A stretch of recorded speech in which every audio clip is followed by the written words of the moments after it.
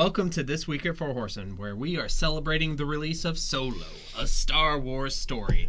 And of course, we are in a galaxy far, far away, and I present to you, and I say this with great pain, the captain of the Millennium Falcon, the fastest ship in the galaxy, Ron Solo.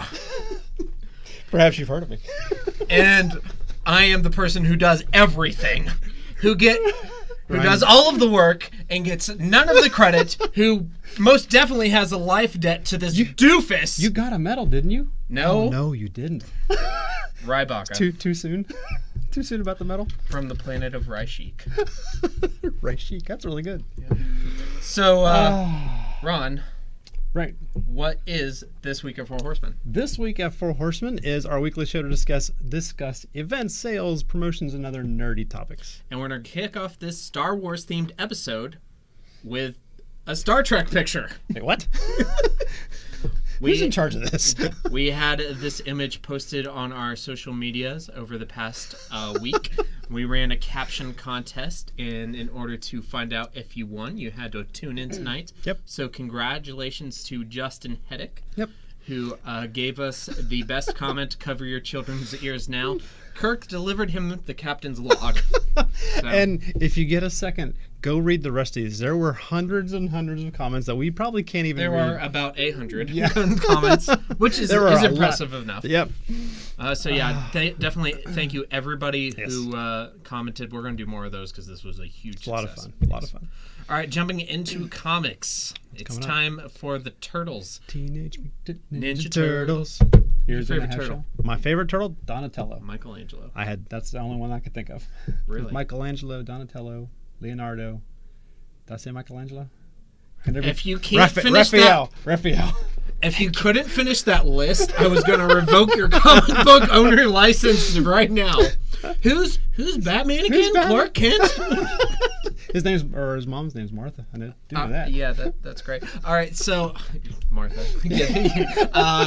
So this is actually a reprint of the Image Comics run of Teenage Mutant Ninja Turtles, and they're reprinting the entire thing from issue 1 going forward. So this isn't something that happens very often in the comic book industry. So if you missed it the first go around, or if you were a big fan, or if you just love the Turtles, definitely check this one out. Yep, that's good.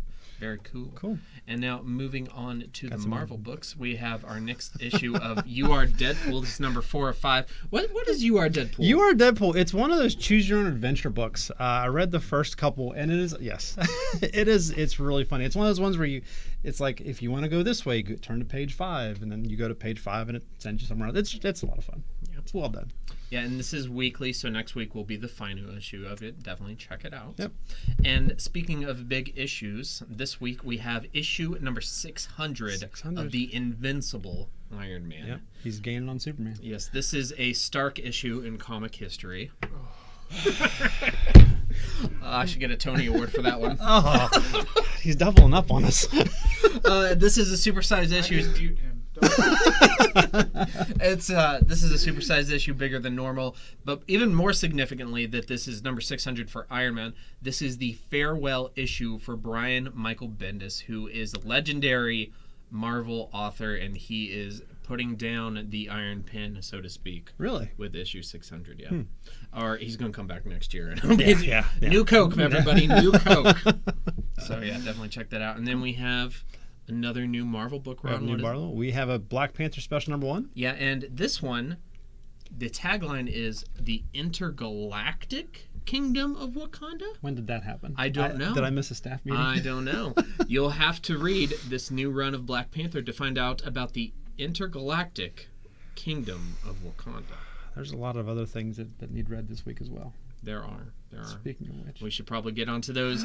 One of my favorite Star Wars covers of all time. This is Star Wars issue number 48, I believe. And we've been in this Mon Calamari storyline forever, and just this picture of this Mon Calamari like crushing this stormtrooper helmet, and it's very. He's very angry. He's like, I think there's like 3 Ewoks stacked on top of each other, and they're wearing a Mon Calamari mask. That's got to be what's going on here. I don't think so. No. Blaine says it's not a trap, by the way. It's not a trap. I think it's a trap. It's probably not a trap. We also have our 4th annual for the Star Wars main run. Can you believe this has been going It's for 4 years. Yeah. That's absolutely crazy. This is actually a pod racing issue, and our featured characters are Luke Sanastaros, wife of Han Solo, and Darth Vader. Ah. Yeah. So okay. if you maybe not a big Phantom Menace fan, but maybe you're a big pod racing fan. Who didn't like the pod race? Who didn't like the pod race? Check this one out. Yeah, for sure. After 20. Yeah, and Following close behind. yes, Is that K2? that is, and I assume it's an Imperial droid. Okay. Because if this continues on the same timeline where the last issue picked up, this is in between episode 4 and 5, which means K2 Is SO already done, is yeah. already done. Yeah. You don't think he uploaded himself? To what?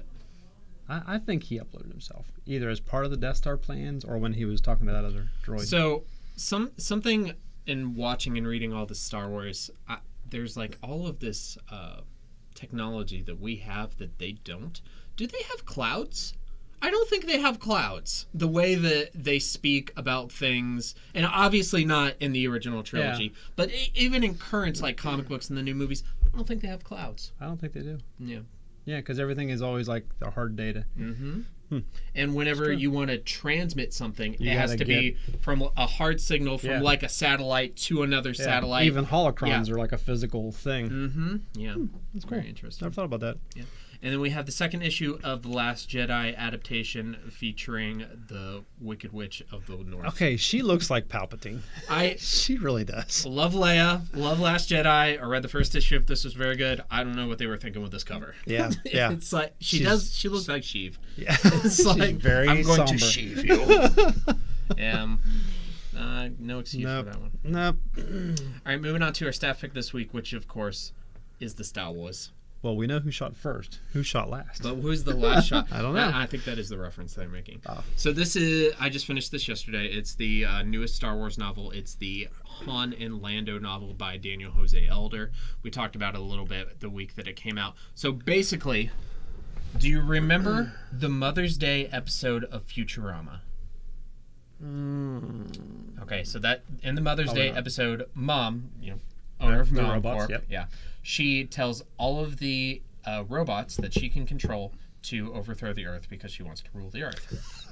Okay. This is the Sounds about right. This is the Star Wars equivalent of that. Oh, okay. It is about a crazy Utapowan mad scientist, and if you remember Utapau, that's the place from Revenge of the Sith, where Obi-Wan fights Grievous, and it's the white people with the lines and like the rat teeth. Yeah. So he's one of those, and he's a mad scientist, and he decides that droids are oppressed, and he needs to build a transmitter to control all droids and have them kill all organic life. That's awesome. And the only people who can stop him is a ragtag team led by Han Solo and Lando Calrissian. Of course. And getting even deeper into it, he found a way to attach organic limbs to droids, and he goes to Kashyyyk. Oh, wow. And he butchers a bunch of Wookiees, so he gives all of these droids Wookiee arms. This book is as amazing and as fun as it sounds.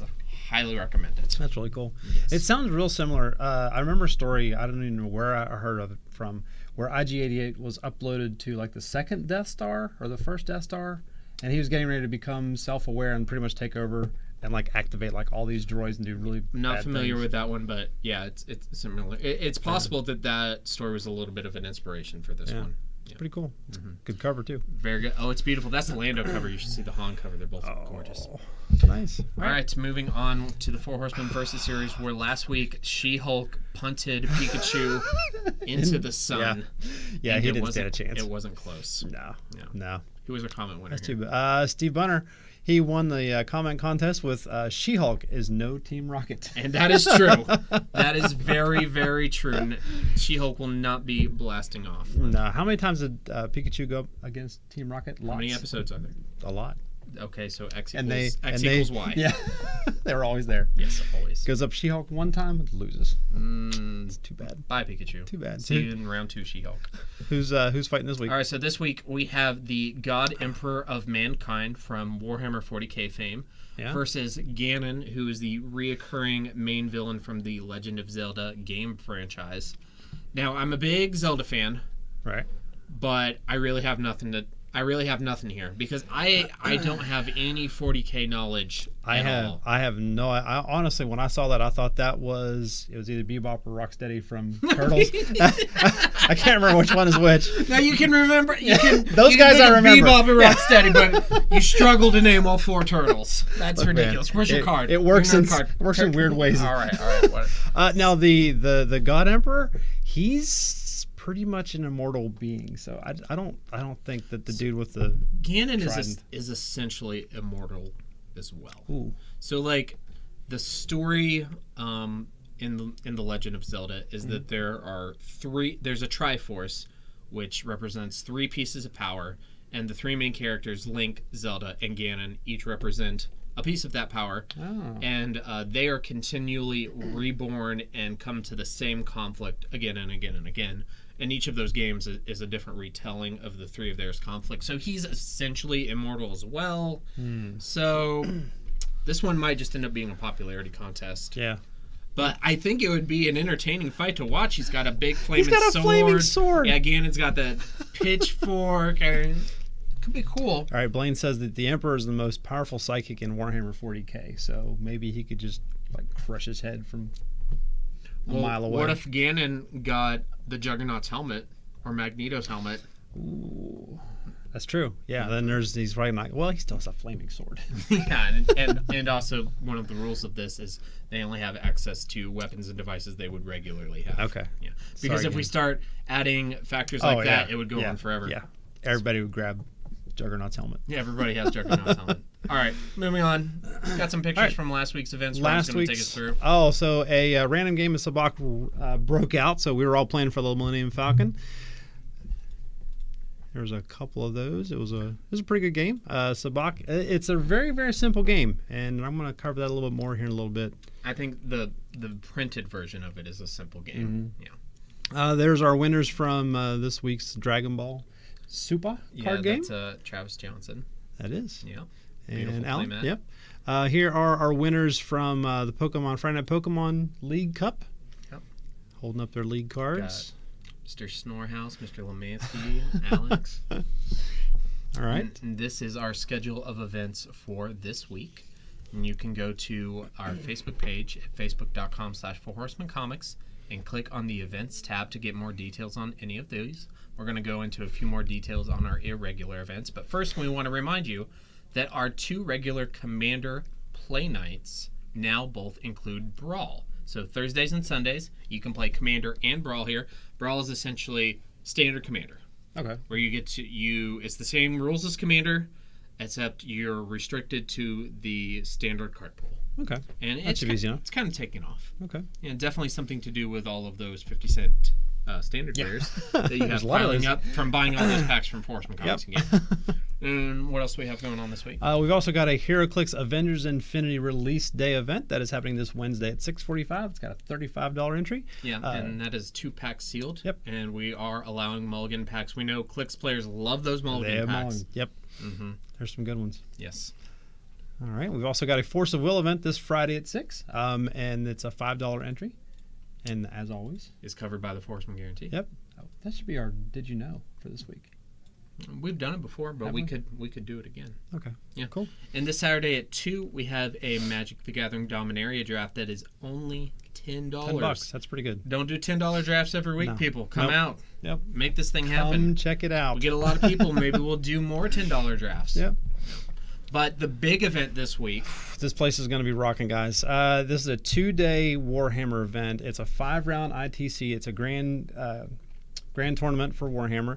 It has a $50 entry, and I don't know how many people we have coming for this thing already, but it's going to be a full day, full 2 days of 40K awesomeness. Yes, and if you go to our event page for this, there's actually a link to a separate page which has all the details. Yep. So many details for this week. We couldn't fit it on one page. We had to split them up. Yes. So go to our event page, find the link to the actual event page. It'll get you everything you need to know. Yep. But we're all done with events because we all know that we're here to talk about Star Wars! Does it feel like we're 2 days away from new Star Wars? It doesn't to me. No. And I hate the feeling that it's becoming commonplace for so many Star Wars movies. Well, it's also that we just saw one 6 months ago. Yeah. I almost feel like I want to call up Ron Howard and say, hey, go back, do reshoots for 6 more months, and then come back. Yeah. Like give it a little more time to cook. Set it on low, let it simmer. Come back to us in 6 months. Yeah, it's like being next in line. There's always that anticipation. I'm next. Yeah, because I was okay with we get one every year. Mm-hmm. But so we'll see this movie in 2 days, and then we have a year and a half before we see episode 9. Oh, that's gonna be painful. But that'll also make episode 9 more special. It will. It will. Yep. But yeah, it's. Can we mute him? This movie is just.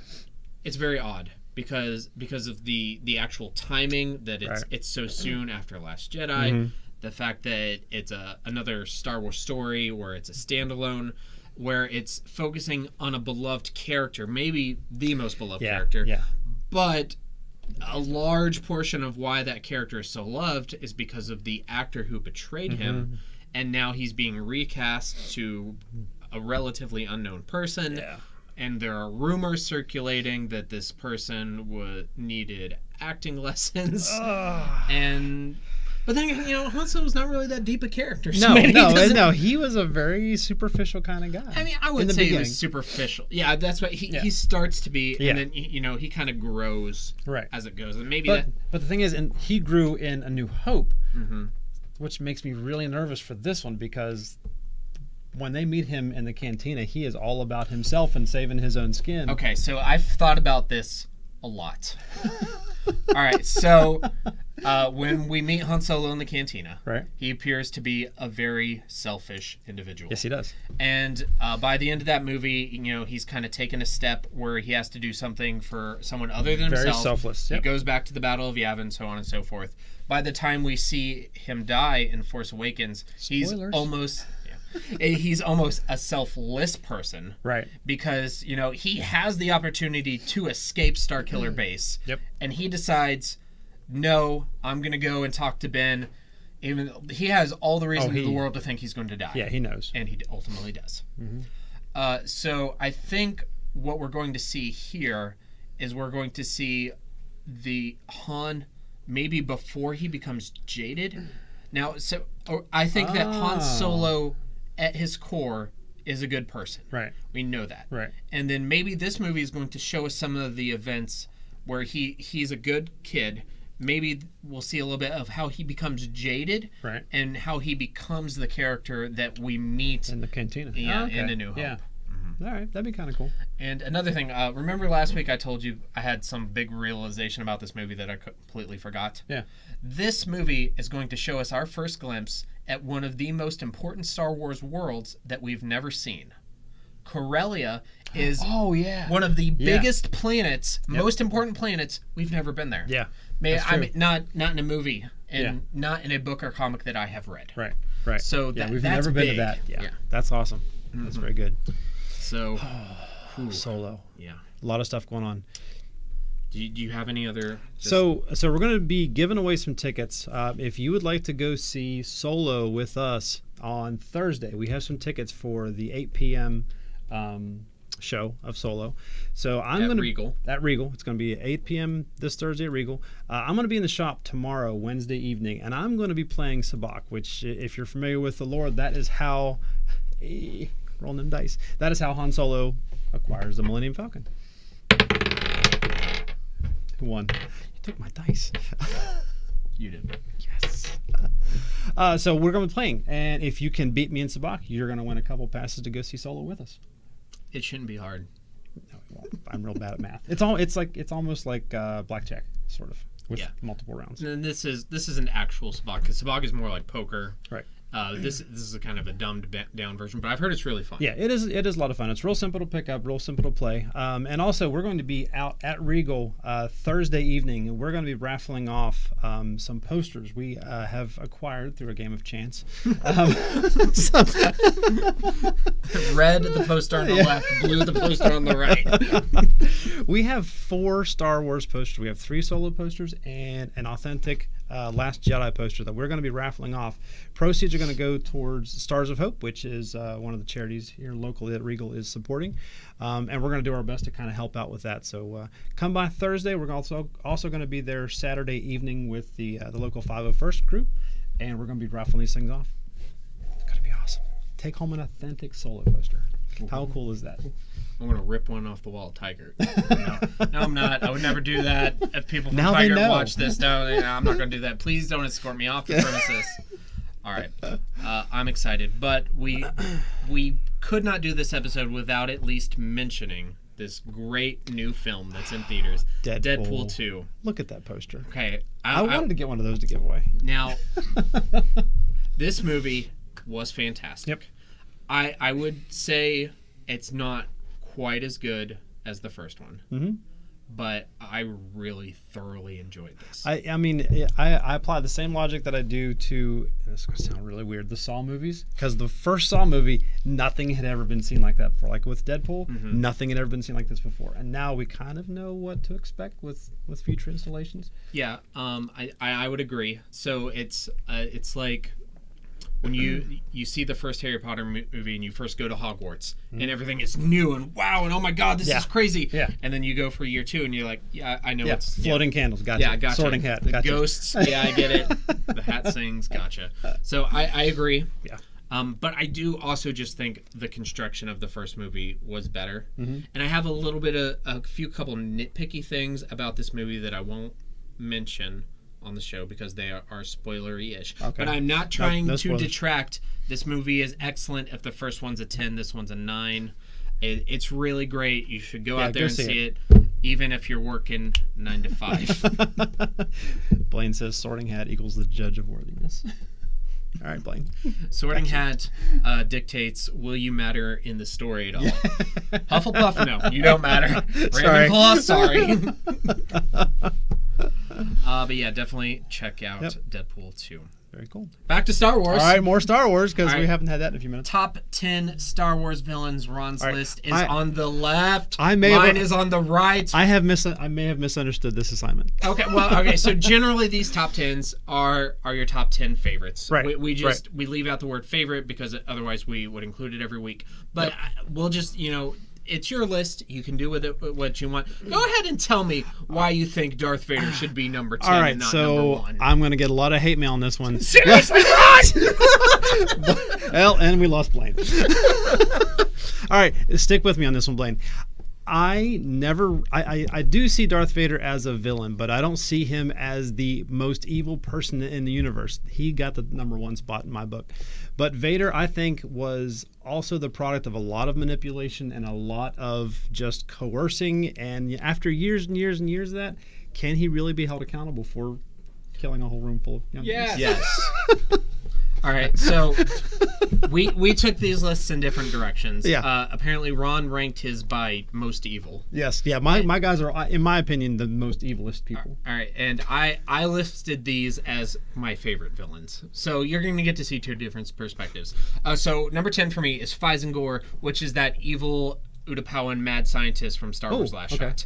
He's like, droids are oppressed, and I'm going to build satellites that will control all the droids, and they're going to kill all the people. And also, I'm going to give them Wookiee arms. I'm going to graft Wookiee arms on my killer robots. I'm going to graft Wookiee arms on the killer robots. That's a great idea. And it's just as wonderful as it sounds. Oh, that's amazing. All right, Ron, what was your number 9? Number 9, every clone after Order 66. Again, these guys did horrible, horrible things, but they had a chip in their head.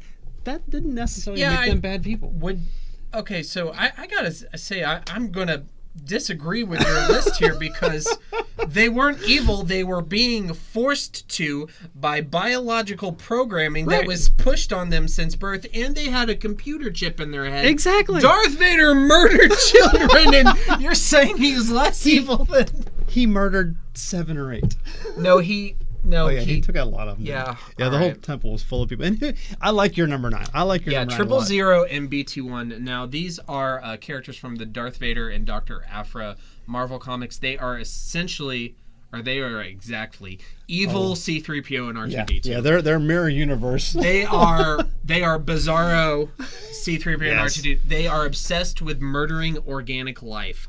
They talk constantly about blood flowing over their limbs. They like it. Afra is constantly having to rein them back and say, no, you can only kill this many people.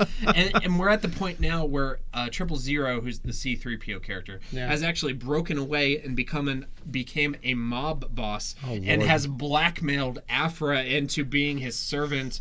It's amazing. That's They're amazing. great. Super funny. That's awesome. All right, number 8 on my side was Boba Fett. Boba Fett. Boba Fett. Boba Fett. Boba Fett. Boba Fett. He's just doing his job. He is a mercenary. I don't think he is good or bad. He never murdered any kids either. Then why is he more evil than Darth Vader? Moving on. You're number 8. So Asajj Ventress is That's a good one. the Dark Force warrior that we meet in the original Clone Wars series. Right. Came back for the Clone Wars animated movie, then became a mainstay character in the Clone Wars animated series, and then ultimately got her ending in the novel by Delilah S. Dawson, A Dark Disciple.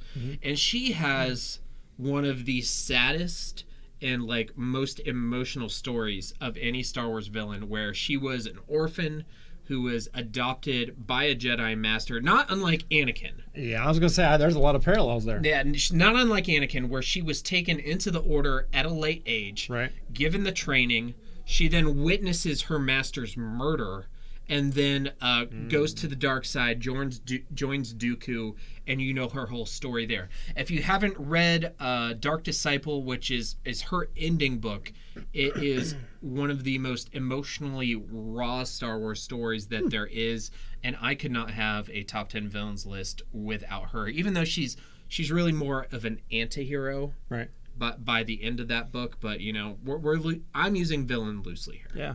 And she's bald, so And she is makes her bald, cool. and she has beautiful makeup, and she has cool dual-wielding lightsabers. Oh, heck yes. And her and Obi-Wan fought like 30 times. Kylo Ren, I have no justification for why Kylo's even on here. I don't think he was a very good villain, actually. Ron Davis putting I called this one in. lots of thought. The middle's kind of mushy. There's meat on both ends of mine. All right, that's. And who have you got? I don't even know who that character is. I think the bottom end of yours has fried meat. Oh, smells like bacon. Admiral Ray Sloane is one of the two main villains from the Star Wars Aftermath trilogy. Okay.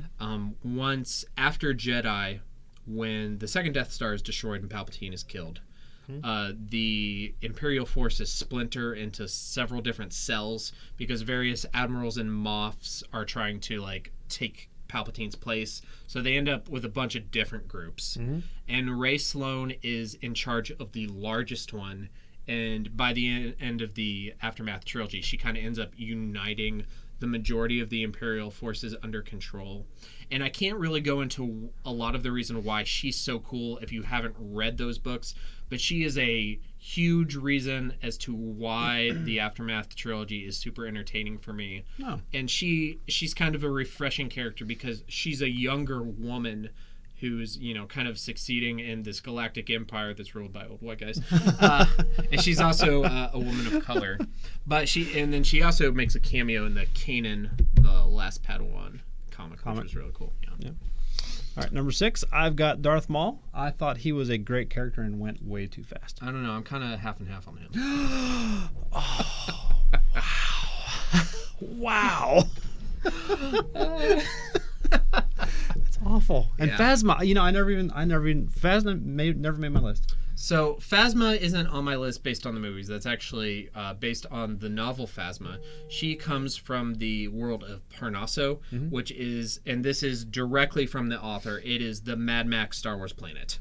Where it's a post-apocalyptic planet where there's tribes of people living in the desert, and the only way to survive is by brutally killing other people. And that's where the First Order found her and adopted her. And it's just a whole It's just this whole book of her driving around in spiked vehicles and bashing people's brains in, and it's amazing. And she is perhaps the most ruthless Star Wars character out. It's really great. No wonder she was so crabby all the time. All right, number 5, I had General Hux. Who doesn't like Hux? Hux would have been on would have been number 10 on my list pre-Last Jedi. Right. So I love Last Jedi. Mm-hmm. This is actually one of my Last Jedi nitpicks. His scene in The Force Awakens where he gives that speech prior to them blowing up the New Republic capital, like put you so much in the Hitler Nazi mind frame. Oh yeah, I thought it was all of his speeches do that. I thought it was terrifying. Yeah. But then they mistreat his character in Last Jedi so much that he's a joke. Right. In The Last Jedi. And I actually thought that was a little bit of a failing because they take a character that was scary and then they establish right off the bat that he's incompetent. He's just a tool. Yep. Yeah. But no, I like Armitage. Oh, Darth Bane? Okay, nice. So my top 5 could probably be in 5 different orders given the time of day. These are like 5 of my all-time favorite Star Wars characters. It was really hard to pick an order, so I just did. Darth Bane, Old Republic character. He originally the Sith Empire was like a huge empire with thousands of soldiers, and there were hundreds of Sith, just like the Jedi. Right. And he was the Sith warrior who killed all of the other Sith, put the Sith underground, and established the rule of 2. So he started the lineage that Palpatine would eventually bring to fruition using the rule of 2 to bring the Sith out of hiding and eventually rule the galaxy. Okay. Very cool. Very great book trilogy. Look at that. Number 4. Grand Moff Wilf Governor Tarkin Slippers. Hello, Slippers. I mean, what can you say about Tarkin? He's the politician. Yeah. And what's scariest about him is he's the politician that's always 3 steps ahead of you. Yeah. No matter where you're at or what you're doing, he is way ahead of you. And it always just terrified me as a kid how easily he just said blow up Alderaan. Yeah.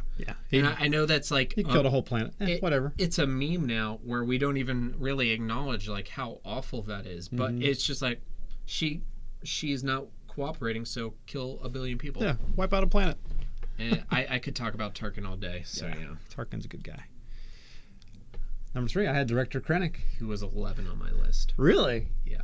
Yeah, I think Krennic he has drank the Kool-Aid. He is full he's a on, true Imperial. He is straight up Imperial. He almost made my list because I see myself in Krennic in that he is responsible for the Death Star. Yeah. I mean, he needed Galen Erso to finish like the power supply for the weapon, but he oversaw the whole construction, and it would not happen without him, and he gets none of the credit for it. So I just feel he's a little salty. Yeah. And then he gets killed by it, and the person who gives the order to blow him up is the person who stole the credit from him in the first place. And I just feel like Orson Krennic, I feel you, man. I feel you so much. And you had Thrawn, who could easily be number 1. Oh yeah. And it's hard to. Thrawn is a cold whatever Thrawn is.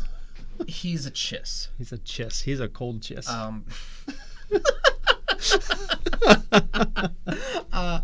Thrawn could easily be number 1 or number 2, and it's hard to explain how amazing he is. Because I try to tell people, Thrawn is like maybe the best Star Wars villain, and if he would have been at the Battle of Endor, then the Empire, have been totally different. The Empire never would have fallen. Yeah. And for people who've never read that original Thrawn trilogy novels from Tim Zahn back in the 80s and 90s, or read the new one that he put out a couple of years ago, it's just so hard to explain. Yeah. But so I'm just not going to try to, because I'm just gushing and I need to stop. We need Thrawn. But we need a Thrawn movie. Read those Thrawn books. Oh my gosh. Number 2. Right. I had Snoke. All right, so again, to justify my top lists, these are people that I feel have made a conscious choice to be evil people. Snoke is an evil person. Snoke, from what I know of the films, he has always been a force of evil. He's kind of a shadowy background. We just don't know a lot about him. We don't. But we don't. He is he's definitely an evil guy. Oh, I think I lost Blaine again. You did. I did. Yeah. He's checked out. And you had Palpatine as too? Who could easily be number one also. This top three, honestly, it's this top five is super hard for me. Yeah. But he's always impressed me. What other person could manipulate from behind the scenes literally trillions of people oh my gosh, to orchestrate this war Yeah. and be the leader on both sides of it? And it's not even about the war was just a means to an end to form this this galactic empire and recruit this one person to be his apprentice and essentially make true this legacy of Darth Bane that's been in the works for over 1,000 years. 1,000 years ago, Darth Bane said, we're going underground, and there will only be two of us. There's going to be a master who will hold the power, and there will be an apprentice who will crave the power. The master will be powerful. Eventually, the apprentice will get stronger, will kill the master, and through that process, our line will get stronger and stronger and stronger throughout the years. And that culminates in Palpatine, who finally makes that real and rules the galaxy for about 2.5 decades. And he is maybe, like, if you ever wanted to get an entrepreneur on your side to start a business, it's got to be Sheev Palpatine. He's the man. Yeah. Which is probably why you had him at number one. I had him at one for those exact same reasons. He was manipulative from the beginning. He was only in it for himself, and he didn't care how many planets he had to blow up to do it. And you had Vader. Well, okay, so I don't gush about Darth Vader as much as I do about Tarkin, Thrawn, or Palpatine. Mm-hmm. But Darth Vader falls is down the shaft. Star Wars. Yes, it is the story of Anakin, the rise and fall and rise again. Yeah, and now I actually read a really interesting article recently about the differences is if you view the Star Wars movies as Anakin's story, or if you view them as Luke's story. I've always viewed them as Anakin's story. Same here. The stories have always been to me about Anakin and his journey. And even if they only made 3 movies or 1 movie, if that would have been the case in an alternative history, the most iconic imagery from those movies for me, except for maybe the Falcon, but probably not, is Darth Vader in his armor. Right. Oh yeah. And that voice, the breathing, everything the about lightsaber. Yeah. Darth Vader is Star Wars. Yeah. All right, so those are our top 10 Star Wars villains. Cool. Yeah. Well, look, we have a visitor. Earl, you got me. It's for you. Oh, it's just static. Yeah. All right, so we need to put a bow on this one. So we're moving on to our Horsemen of the Week, which this week has got to be in the Star Wars episode, Mr. Captain Kirk. Captain Kirk, who's of course is not Captain Kirk. No, So you want to take the? All right, so Dan Quinn is a head of security here at the Morgantown Mall, and he has been an unending source of camaraderie and just helpfulness, positivity. Great person, and very typical of what we look for in our Horsemen of the Week. Always willing to help, is always super nice. A great source of much Star Trek discussion. Oh yeah. He's working on a 9-foot Enterprise. It's going to be huge. It's really cool. The original Enterprise. Yeah. That's really cool. He likes original. Yeah. I thought I remembered you telling me that he liked Discovery more than. We've talked a lot about Discovery, but he's really into the original series too. That's really cool. Yeah. We got some Discovery badges in today too, by the way. You got to check those out. We got Command Science. We need to finish the show. So I have a purchase to make. So let's wrap this up. All right, real quick, 4 Horsemen mailbag question. If you have a question for us to answer on the show, just send us in a question for the 4 Horsemen mailbag viewers via any of our social media. What use would you make of a time machine? Don't give me a time machine. So here's what I would do. I would go back and get a 25-year-old Harrison Ford. And I would take him to the audition for Solo, a Star Wars story. And I would make the greatest movie ever made. That would be amazing. That's what I would do. That would be really, really cool. Yes. I don't know what I would do. I would be crippled with decisions because I would want to do everything with a time machine. That's fair. Yeah. I really don't know where I'd even start. I'll let you cop out and not answer. Yeah. That's fine. Yeah. Dodge the bullet. Yeah. All right, so moving on to Did You Know Four Horsemen? Just want to give you a reminder about the Four Horsemen guarantee. Coming to a Magic event, a Pokemon event, Yu-Gi-Oh event, Force Will event. If you show up for it and it does not fire, of course we will give you your entry fee back, but we will also include a booster pack for your trouble. Free booster pack. Yes. Just for showing up. We have a Star Wars related sale this week. What's our Star Wars related sale? So the Star Wars back issues are buy one, get one free. Every single Star Wars back issue we have. Yeah, and to clarify, those are the ones in the cardboard boxes and the wooden boxes. Everything on the wall is a new issue. Yep. All right, so we're going to give us our social medias, and then Ron and I are going to say some out-of-context Star Wars quotes. Are we paranoid? Are you following us? Please like us at facebook.com/4horsemencomics. Follow us on Instagram at 4horsemencomics. Watch all of our YouTube content at youtube.com/4horsemencomics gaming. Follow us on Twitter at 4horsemencomics. Watch all of our streaming content at twitch.tv/4horsemencomics. Shop our TCG inventory at shop.4horsemencomics.com and check out all of our 3 great locations in Morgantown and Bridgeport, West Virginia, as well as Waynesburg, Pennsylvania. You look a little fat to be a stormtrooper. Sorry. Ron has actually lost a lot of weight over the past year or two. He actually looked. That was well done. I didn't want to say short. A little bald. I don't know if this is going to work. Can you hear me? That's probably going to hinder the sound quality of this, I would imagine. All right. So we're just going to read some Star Wars quotes. No wonder they couldn't hit anything. Jesus. Ron, you want to give us the... Guys, we'll just alternate. Just start at the top. How do we want to read these? Do we want to you read the first one. We'll just alternate. Right. Get in there, you big furry oaf! I don't care what you smell. Luke, at that speed, do you think you'll be able to pull out in time? Put that thing away or get us all killed. Got something jammed in here real good. Is she a little short for Stormtrooper? You came in that thing? You're braver than I thought. Sorry about the mess. Look at the size of that thing! Can I say? Curse my metal body, I wasn't fast enough. They're dying, Archer! They're dying! She may not look like much, but she's got it where it counts. Yes, she does. Kid. Kid. Thanks for watching, everybody. Go see Solo. Now.